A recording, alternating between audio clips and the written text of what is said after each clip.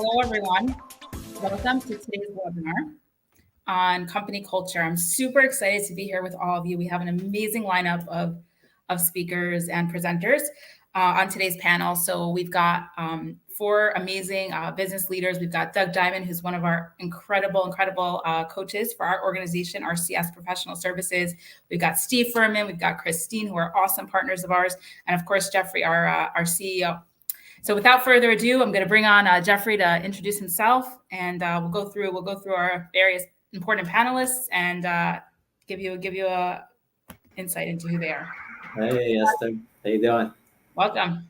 Thanks for putting this together. Thank you, everyone, for joining our LinkedIn Live series, which we started a few months ago, and it's going really well. We hope to talk about fun things about business and other matters, but this is something that's near and dear to me. I'm Jeffrey Tebele, president of RCS Professional Services. We're an IT managed service provider located in New York City and Atlanta, Georgia. And we help clients with their technology to provide better efficiencies and effectiveness in their organizations. Today's topic is about culture and building company culture, maintaining company culture, defining company culture. There's all sorts of things on this. This topic is near and dear to me. Like I said, thanks to my coach, Doug Diamond, our business coach. He helped us implement it several years ago. We'll go over the ins and outs on how we did that and how it affects our organization in a positive way since we're leveraging it. So I'm going to introduce Doug now. Hey, Doug. Hey, Jeffrey. Hey, everybody. I'm really happy to be here and excited to talk about culture. I am a business coach. I've been working, actually, I checked. Jeffrey, we're closer to 10 years together than we are 5 years now. So we've been working together a long time. So really have appreciated the relationship, and we'll talk about the culture survey that I do later. And you've been really good practitioners of that, and you've really studied and looked at your culture, and it's been fun working with you on that. But yeah, business planning and sort of getting into the details, any of the details of how a business needs to grow and succeed is what I try to help teams to do. Awesome. So glad you're with us. Really, really. Doug's the best, by the way. Can't say enough good things about him. Ditto. Next up, we've got Christine with Puzzle HR. All right, good afternoon, and thank you so much, Esther, for coordinating. Very excited to be on the webinar and speaking about culture, which is a very hot and important topic today. I am with Puzzle Human Resources. I'm one of the founding members of the team, and we are an agnostic HR organization that works with clients from managing admin tasks all the way through strategic advising. I've been in the HR space, give or take 18-ish years, and performing several different functionalities, but the majority of that in the HCM consulting. I am senior SHRM certified and have my DEIA certification as well. Awesome. And last but definitely not least, we've got the Steve Ferman in the house. Hey, Steve.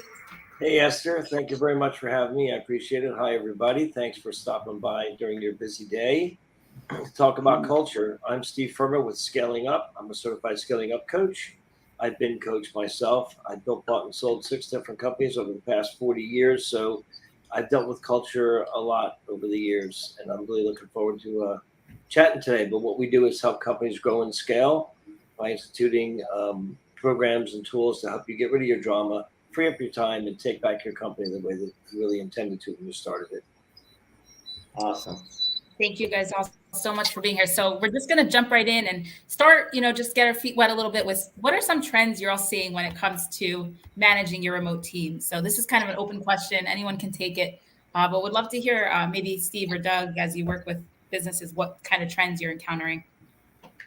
I would go quickly with a good amount of dysfunction, or more than one person handling or being accountable for a position, so no one's really accountable.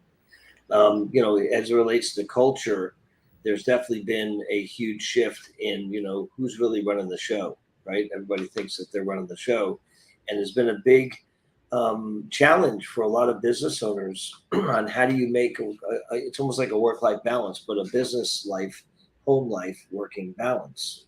So I'm seeing a lot of that. Yeah, I'll add just a couple of things. So managing remote teams is hard. We've been now trying to do it for a few years, and we realize that we're not good at it. Making remote employees feel connected is really challenging. And I think one of the things that I'm trying to push my teams to do more and more is leaders, managers are getting connected with their remote people periodically through just one-on-one meetings, and just taking the time to actually find out what's going on and talking one-on-one can be a really good tool to help people feel a little bit more connected. There are many, but I would raise that one first as a good one to start with. Yeah. Awesome, thank you. And before we even go deeper into what you're sharing, the first question is, what is culture and why is it important? Some people on here may be starting out or not yet familiar with the intricacies of company culture. So what can you share about that? And again, I may look to Doug or Steve on this one, but anyone can feel free to chime in. Yeah, I'll take a quick stab on it. Culture is the vibe of the company. It's what you stand for, what you're willing to hire over, fire over, willing to take a financial hit over, as it relates to core values, but it also really digs down into your culture. If you don't have a culture of people that are all heading towards the same end goal, or don't have the same purpose or BHAG, big hairy audacious goal in mind, for instance, then your culture is going to be off, and it's not going to be a well-oiled machine. So culture is really all about getting everyone on the same page, everyone getting along, and make sure you got the right people in the right seats on the bus doing the right things. Yeah. Christine, I don't know if you wanted to add in. You haven't had much of an opportunity yet. I'm happy to add on, but go ahead if you want to go next. Yeah, I think it defines how the employees really feel about the organization, right? And the blood and the lifeline throughout the organization.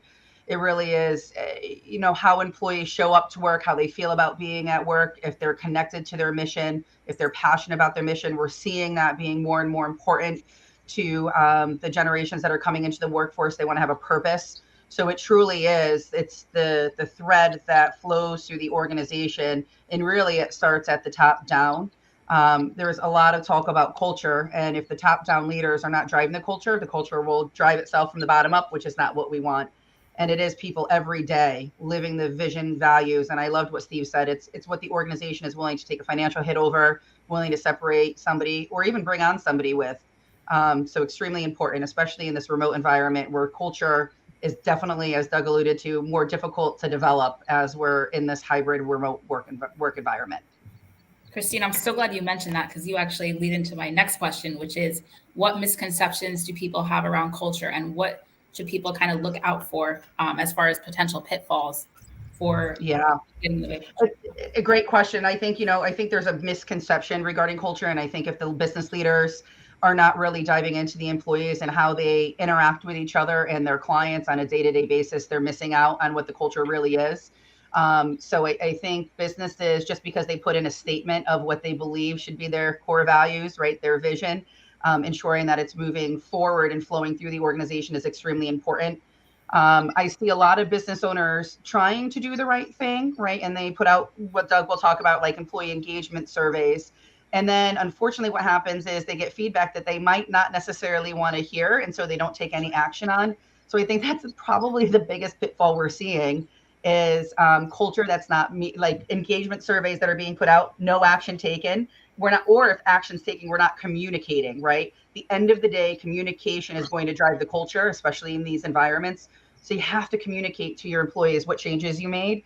Acknowledge that there's some things that can't be changed, right? Everybody wants, lower premiums on their healthcare. Everybody wants higher wages. It's not necessarily always possible, but there might be some things that you can take a look at and implement and voice those. I think that that's a huge pitfall that we see a lot of businesses going in. And I think we also see a lot of businesses that are trying to band-aid culture. And what I mean by that is, we have a lot of employers that are in these hybrid environments and, send gifts right to their employees on birthdays and anniversaries, but sometimes they're generic gifts and they're not connecting with those employees and they don't understand what they would appreciate or not appreciate, right? Sending cupcakes to somebody who's diabetic might not be the best thing to show that you care about them. So, it's really making sure that if you're going to do those types of functions, that you understand what the employee may or may not need. In regards, it's great to send things, but make sure that it's going to be meaningful and impactful to that relationship. So it's those like, are just why should they follow you? Why should they follow you? I was going to say, when you think about it, why should the employees follow you if you don't have your vision laid out and you don't really have a good, true set of core values that you honestly and truly believe in? And it takes time. Doug, I'm sure he'll tell you, it doesn't happen overnight. It takes time to really distill it down and go back and revisit and hone it in and really figure out what works for everybody, just like hiring does. But yeah, why would they follow you to the top of that mountain? That's really the question that I think an owner should ask themselves. So actually, maybe Doug, you could jump in here, or Jeff, how do you create your core values? Steve mentioned core values. Can you maybe take a step back and explain to everybody how that plays a role and how you can maybe create some or improve on your own if you don't have or are looking to get better at what you got? I can just share our story. I'm sure Doug has a lot more exposure to how other and his clients create it. But around the time, Esther, you came to work with us, I don't remember what it was. We got turned on to the book, Good to Great. And I think we made like a company exercise. Everyone would read, we would read a chapter in a week, and then we would talk about our findings, cool things. And one of the chapters is around, core values and lots of other great stuff. It was a great book.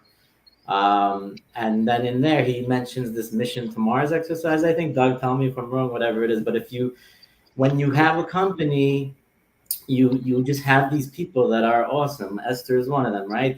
What is special about them? What's unique about them? Why, if you had like some mission and you're going to fly people to Mars, why would you select those people? Why would I select Esther?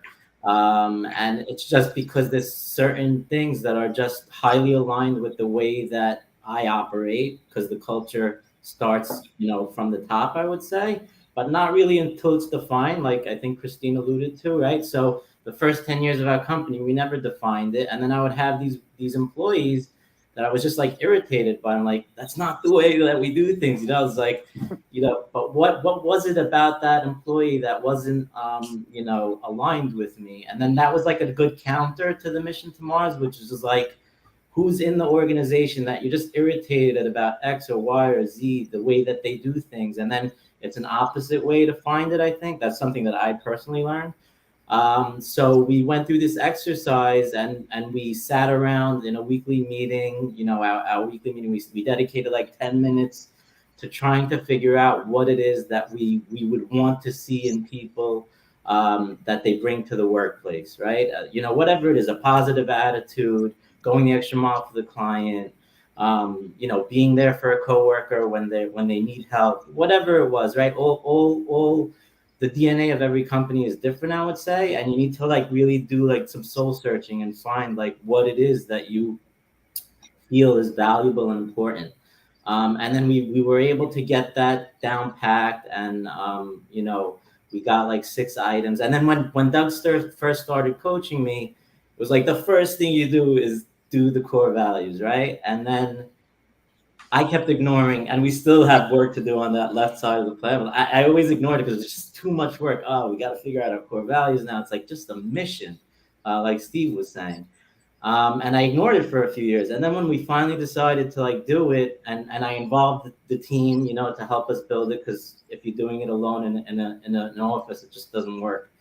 And then when we did document them and started like hiring employees that aligned with it. And we'll talk about different ways to keep it alive and to stay aligned. But it's just something that I would never not have ever again if I started another company. I even feel like we should have one in our family. You know, it's just like if there's a violation, you know, then you know, that person has to work their way out, or that client has to work their way out.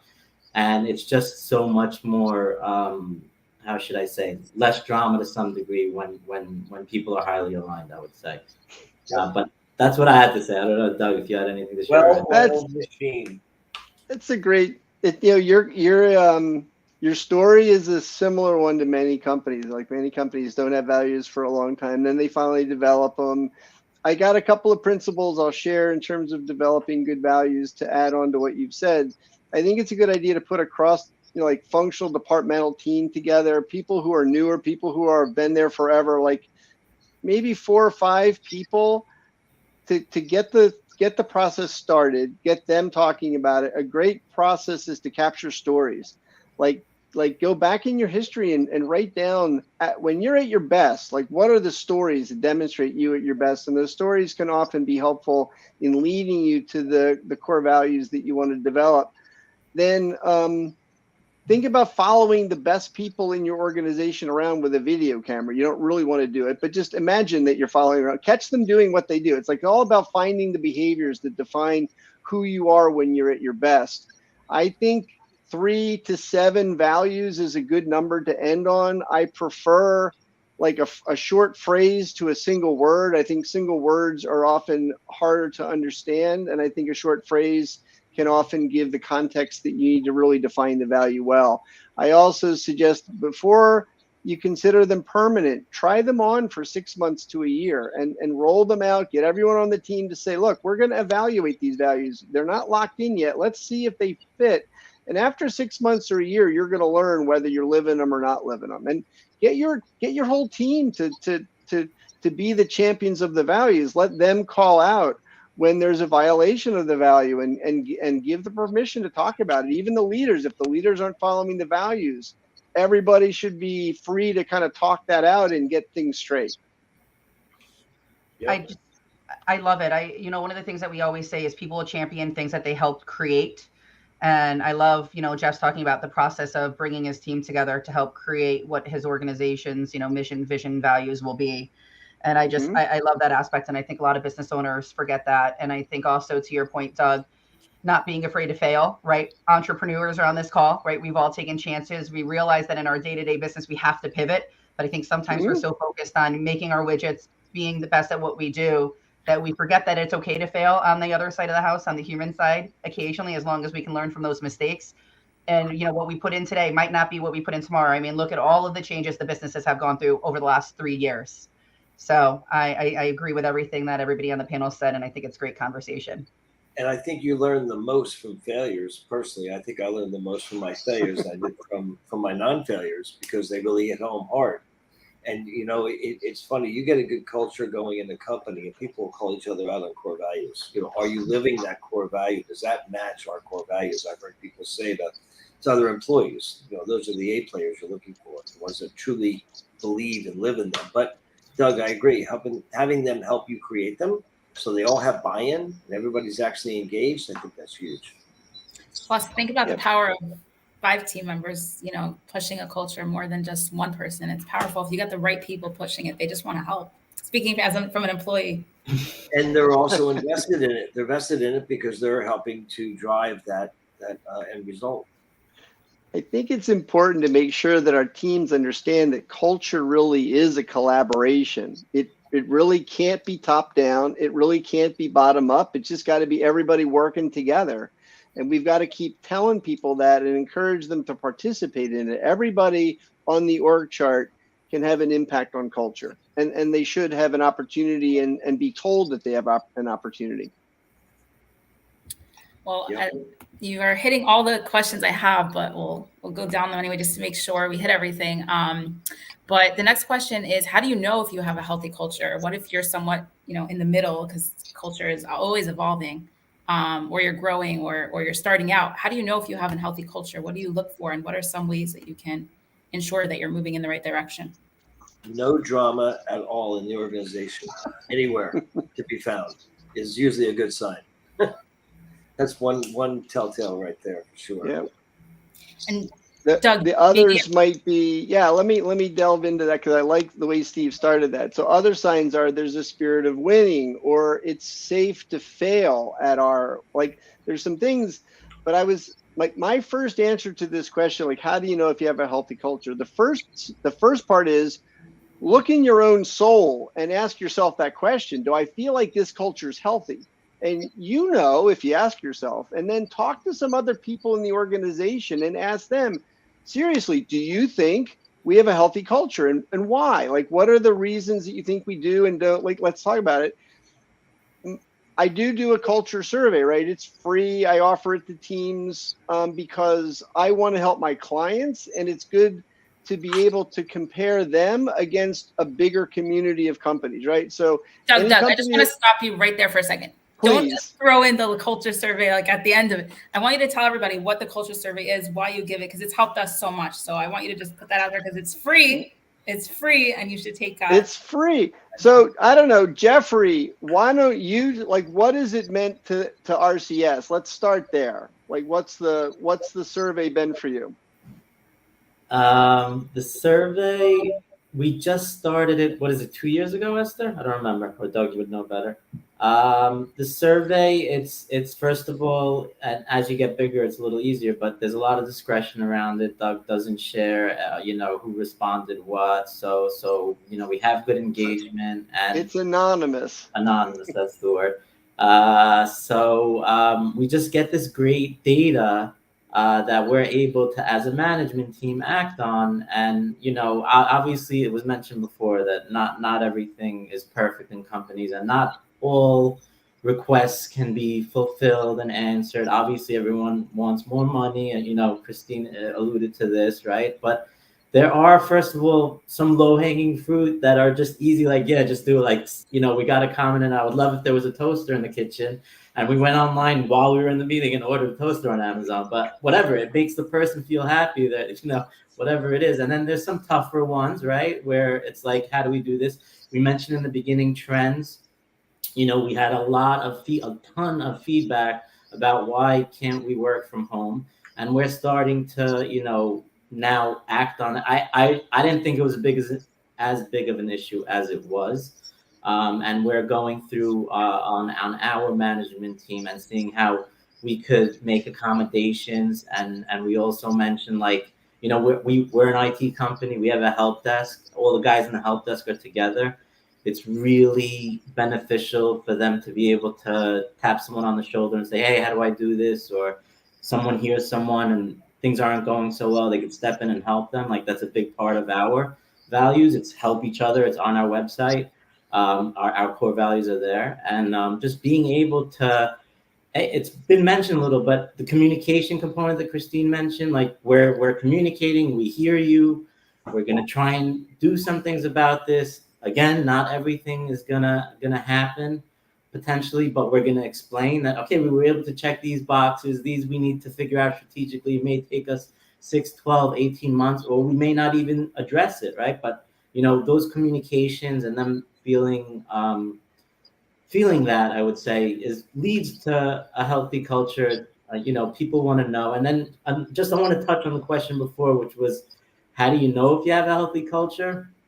And we could go back to Doug on the survey, but one thing that I realized is, especially in this tight labor market over the last, 12, 18 months, is, people are getting recruited. There's a lot of pickoffs happening. And, I could honestly say that people in our organization have had the opportunity to leave for more money. And they didn't. And I was listening to Bloomberg Radio the other day. I listen to it all the time. And one of the things they mentioned that's happening is people are leaving for more money. And I forgot what the term is, but then they come back because they didn't know how good they had it. That's called a boomerang, Jeffrey. Yeah, boomerang. Yeah, there you go. So I didn't want to take up all the air in the room, but that's part of the healthy culture thing and part of how the survey has been helping us. But back to Doug. I would love to see this survey because I'm kind of interested in it. But I will say that there is absolutely a lot to be said for it's not necessarily about the money. Is money important? You got to take care of your family. Making more money important? Absolutely. But so many times just, having empathy, but understanding what the employee, I think Christine said it perfectly. You don't send, like diabetic cupcakes, but understanding who that person is and saying, oh, that person's into white wine. Let me send her a bottle of white wine, for instance, whatever it is. Understanding who they are and who your people are and what really drives them, I think goes a long way in the culture of the company as well. I think, Jeffrey, you mentioned turnover in this environment. And another way to tell if you have a good culture is how many employees are emphatically promoting your organization throughout their networks, right? If you have an open position, are you getting a ton of employee referrals? It's the best way to recruit, by the way, especially in this tight labor market. But are you posting your jobs and are your employees saying, you know what, I have somebody who's looking and they'd be a great fit? So I think knowing if you have employees that are referring other potential candidates to the organization is also a great sign if you have a good culture. Yeah, true. Good point. Doug, did you have anything to add about the survey? But I can talk for days about the survey. It's not appropriate for today. I mean, I do it twice a year. There's a shorter survey, takes people about 5 minutes to do, and there's a longer survey in Q1. So we just finished up the shorter survey cycle. In Q1, I do a longer survey. Takes people about 20 minutes on average to fill in, so it's more robust. It is anonymous. The results compare you to other companies of your size. It compares you also, if you've done it multiple times, it compares you to previous times that you've done the survey, so you can see trends and see sort of what direction things are moving. And, it's never perfect. The survey is just a tool, but it gives you a sense of what people are thinking. I think giving people an opportunity to give you anonymous feedback twice a year or once a year, I think is really powerful. And it's been, it keeps growing and more people are engaging in it. And it's been great for me to meet people. So if there's anyone out there listening that wants to get more information about it, just have them contact me or just give them my email address or whatever, or connect with me on LinkedIn. Any of that is fine. I'm happy to have them do it. Thanks, Doug. And we'll make sure everybody gets everyone's contact information in the follow-up email as well. I just want to read a comment from Nick here. Nick's watching. Thank you for joining us, Nick, and says, I've been a recruiter for over 25 years. Poor culture is the #1 reason we are hearing for people leaving. It used to be money, not anymore. And 100% employee referrals are a good way to evaluate culture. And actually, if it's okay too, we have a question that maybe fits right in from Pei asking, can culture really be built remotely? And how that plays a role. So maybe this would be a good time to. I'll throw something quick in. When the cell phone texting era started, and my kids were in the back seat, and I asked them, what are they doing? They said, we're talking. And I'm like, I don't hear you. They said, well, we're texting, Dad. So, is it really right for me to judge the fact that's the world they grew up in? So kind of hard to predict, will humans be, of the younger generation be okay with only working remotely? Or, you get a package to your door, Amazon sends you a picture that they delivered it. They never ring the buzzer. It's so cold. It's like, let me know you're here. It would be nice to ring my bell. I don't know. So, I mean, who's to say what's right or what's wrong or what's going to happen down the pike? I personally am a one-on-one type person. I like, human contact. I don't know if that's right, wrong, or indifferent. Jury's out. I think we'll find out as time goes on, but I think there'll always be a hybrid. Is the way that I see it.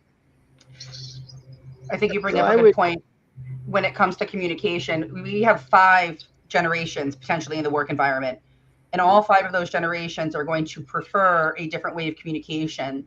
And I think it's really important to understand that you're going to want some of those employees that just want that high five, that thumbs up on a social media platform to know that they're doing a good job, through that person that's going to want that 30-minute meeting and sit down. So I think understanding your demographics and how employees want to be communicated with is crucial as well as we're developing in culture. And it's a really interesting statistic. And there's so many ways to communicate today versus, right, even pre-COVID, how many ways there were to communicate. So I think understanding the needs of the communication style of the employees is important as well to help develop that culture. And I do think, Pei, that culture can be built remotely through very strategic initiatives.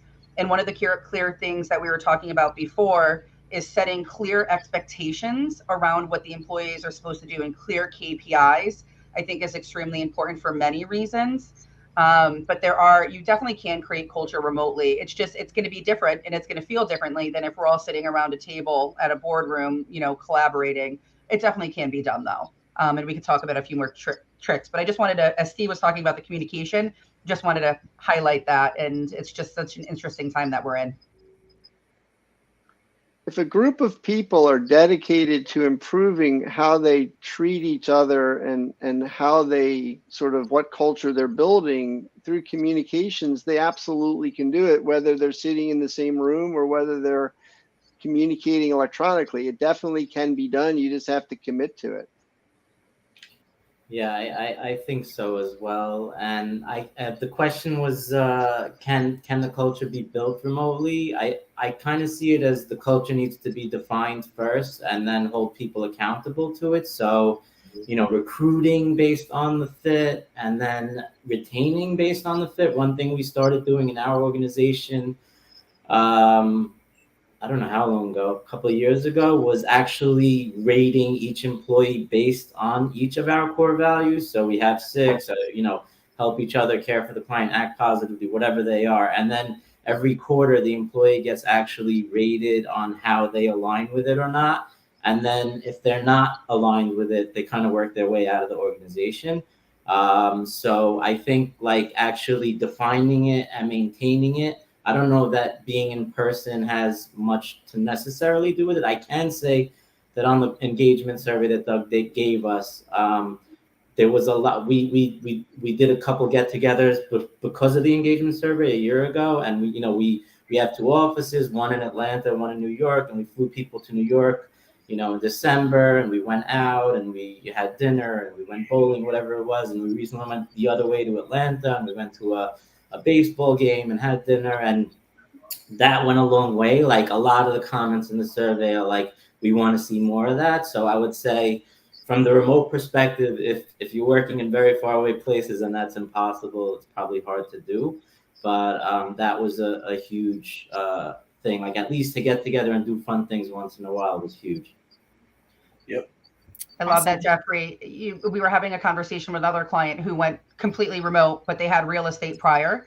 And, they had this real estate bill prior, right, to the pandemic. So it is a discussion on, we want to be remote and hybrid that offers the flexibility that our employees want, but being able to get together for those events, whether it's a kickoff, a sales conference, a strategy session, and just realigning that budgetary dollar and that they had for real estate in the past and aligning it to in-person activities, I think can go a long way to build culture in that remote environment. I love the fact that, those meetings, and if you even Puzzle HR, if we look at our sales from last year when we did our sales kickoff, they doubled, right, 3 months after we did our in-person sales meeting. So it's really interesting to see some of those numbers and those statistics as well. Yeah, it definitely goes a long way, and it definitely helps in retention, I feel. So there's some amazing questions coming in that I really want to get to. Obviously, we could talk about this topic forever, and there's so many. I have more questions that we can go over. I have more questions from the audience. So in a moment, I'm going to ask if we could each of you. We'll go around real quick and share some last thoughts or anything you wanted to say that you didn't get to say, and then I want to leave time to call those of you who ask these great questions, Vince, Pay, etc., to come on. We'll share the link in the chat for you to join and actually ask your questions live, because if you have the question, I'm sure many others watching do as well. And we really want to make sure we touch on them. So as a final question for the panelists, and some of you touched on this already, Jeff, especially, can you give us some examples of how you or the organizations that you work with keep culture alive in their organization? And anything you've seen done or have heard about. And then again, any last thoughts, we'll do it together so we can kind of leave time for questions. Yeah, so in terms of keeping alive, I'll just say some things that we do and let it go around. But first of all, hiring and scorecarding employees on their alignment with the core values. So first step is have it defined, right? Because then you can't do it if it's not there. But basically making sure we're hiring and terminating if there's violations. Obviously, we give people a chance. It's not a right away thing. But that's A, and B is evaluating them based on their alignment with the core values. So that's a regular way to keep it out there. And then another thing that we do, which is I learned from an EO group that I was in, which they used to share their core values, is we have a weekly meeting every Monday at 8. And one of the first sections of the meeting is for people to read one of our core values. And then Doug mentioned it's not great if it's a word or two. Like one of ours is help each other. And then there's like a long explanation of help each other, which is like a few bullets. So we ask each one employee to read one long version of the core value in every meeting, and Esther will go around and say, Nick, and he'll say act positively, whatever. So it's spoken about every week, and I think that's a good amount that you kind of need to, because I forget things left and right. I forgot what I had for breakfast, but you want to keep it alive and talking about it on a regular basis. But that's what I got to say about that. And Jeff, you didn't even talk about the disc things that we do and taking flight in Merrick, but everybody can check out our YouTube channel. We have full webinar on that for hiring and how that works and how we integrate it into our hiring system. So, and to hopefully attract the people that are interested in the culture that we offer. And Doug, I'm going to pick on you to go next, and then Steve, and then Christine. I'm not talking. So in terms of keeping culture alive, there are here's a few ideas. Like there's a million, but like I think giving culture awards on a regular basis can be really helpful in just bringing the people who are doing remarkable things from a cultural perspective. Like award them for the stories, for the things that they're doing that are really so you. I've seen companies put together a culture team, which can also be really helpful. You have a cross-departmental, cross-level group of people whose purpose is to get together on a regular basis and assess cultural health and talk about what it is that we need to do to make culture better. That team can help with doing company events, but that's not the job of that team. The job of that team is to get higher level than just the events themselves. What's going on with our culture? What do we need to do? What conversations do we need to have? And if you're doing some type of a survey, they're often the people that will carry the ball in terms of the changes and improvements that need to be made. I like the notion of having fun, like having contests, having games, having things that people can win. That can make the organization, that this gives you a positive spirit. People love to win. So I would try to inject some of that as well. I'm sure others have other ideas, so I'll stop there. Totally agree. I would say that the bottleneck is always at the top of the bottle. It has one head and two legs. So I think it's really important that person's job is really more to be the visionary of beating the drum and instilling the good core values and the culture and really getting everyone to be on board. Doug, I couldn't agree more. It's Scaling Up. We talk about doing themes.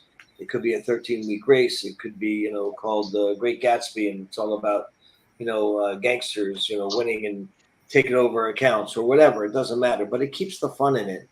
I can think back to when I ran my IT company many years ago, and I would allow any employee to give a $50 gift card. This is, 15 years ago or so, but any employee could nominate another employee for doing something right or living by our core values. They give a $50 gift card. And it's crazy how, at the company Friday morning meetings, somebody says, yeah, Joe got this gift card for doing this for this customer. And they were like more elated than I can tell you. It's $50, which, is a lot of money. But the reality is, it's just that I agree, Doug, they won. They were like, I did the right thing. And they now start to embody that. And they really love doing it. So I say themes and trends like that are really important.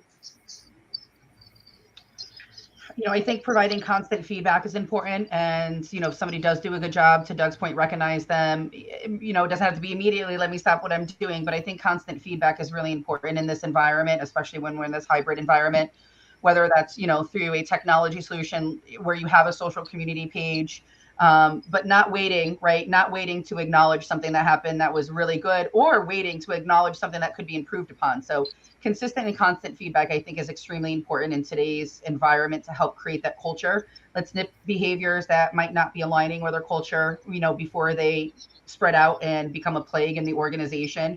Also, I think, it was mentioned already, a committee, right? A cross-sector committee that can talk about building culture and can take ideas and help implement them in the organization, and not just based upon just the surveys that we do, but really hearing from the community and their peers, but making sure that there's representation across all different divisions, all different, types of employees. I think that could be really empowering for a company as well. And again, with the communication with that team, making sure that they're not just there behind the scenes, but we're communicating the changes that they're making. So I think that those are, some other ideas to help keep culture alive in an organization. Thanks so much, Christine, and everyone. So we're going to drop a link into the chat now. And I wanted to call on a few of you to hopefully come on and share your questions that you're posting in this chat, because there's some great questions here. So I'm just going to go back and see what we have. Pei, you had a great question about building culture and diversity. So we'll drop the join link into the chat. And if you can let yourself on, that'd be great. Yeah, if you just click that link, it'll just bring you on. Esther will let you in. It's pretty headache free, so give it a try. I mean, I'd also say, like, in that while we're waiting, the value of the core values, and like we even started using it as like a way to close new business. Like, like we're IT company. There are many of us. I've struggled with differentiation. I know we're different, and I know, we provide a great service and we have happy clients, but to actually define, like, how it's better, whatever it is.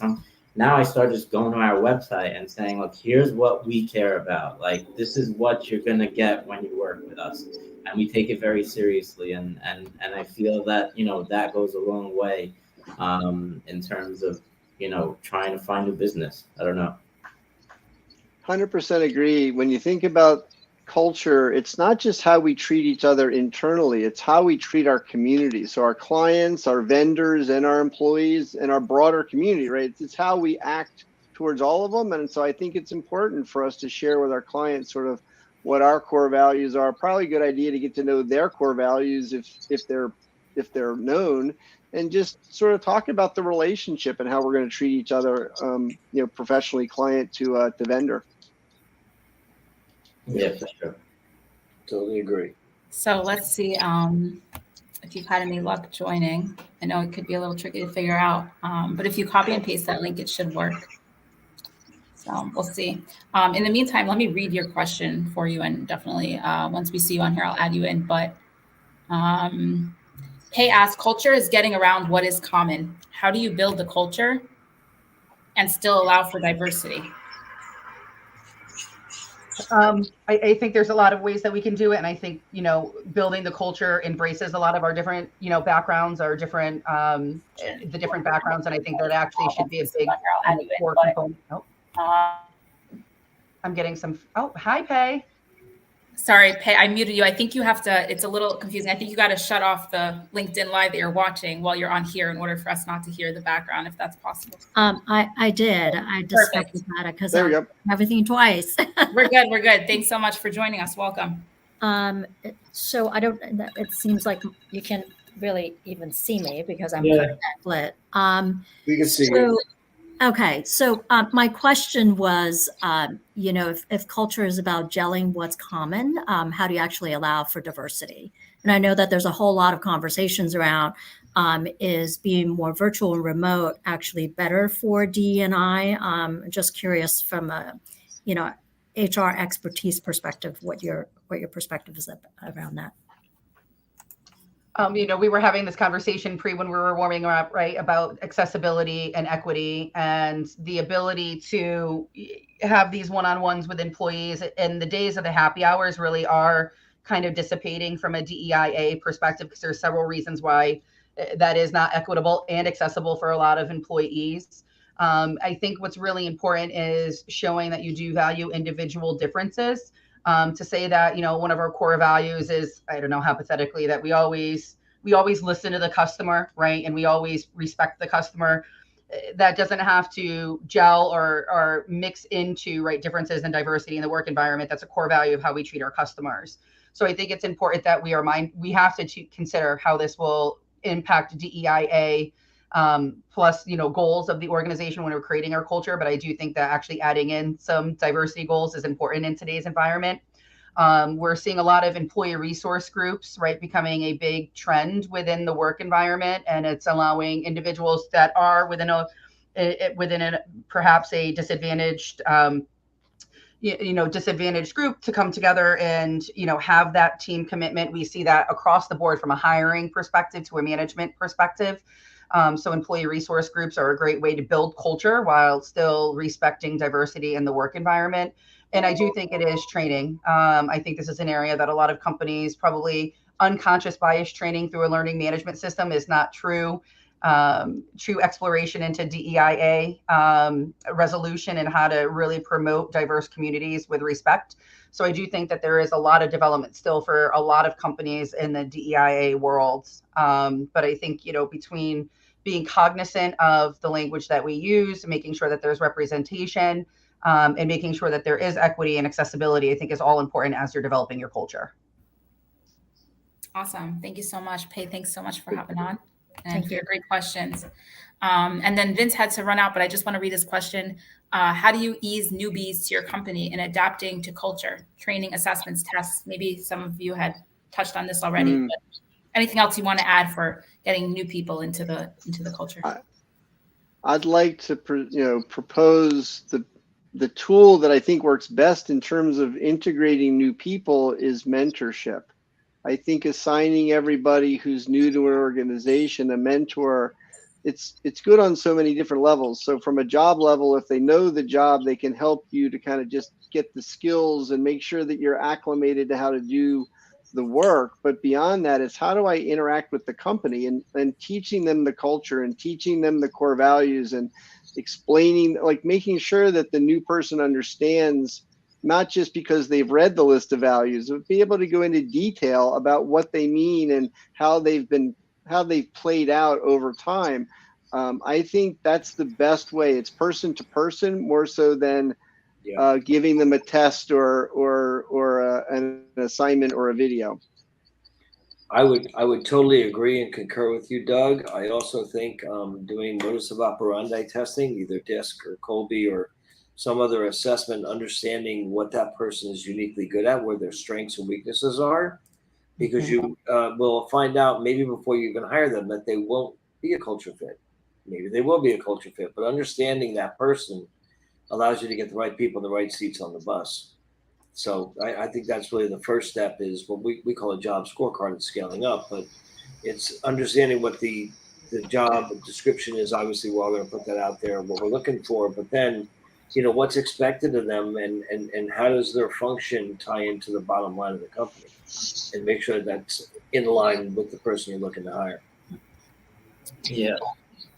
I was just going to say, at the end of the day, your employees want to not be miserable at coming to work, and Right. They want, obviously there's a lot of stress in all companies, and there's clients, there's deadlines, there's lack of resources, whatever it is. I mean, we put our employees through some tough situations, I'm sure, but they're still happy to come to. I feel, I don't know, I feel like they appreciate the workplace that we provide, and so if they're not happy coming to work, at least up to some degree, then they're gonna jump, right?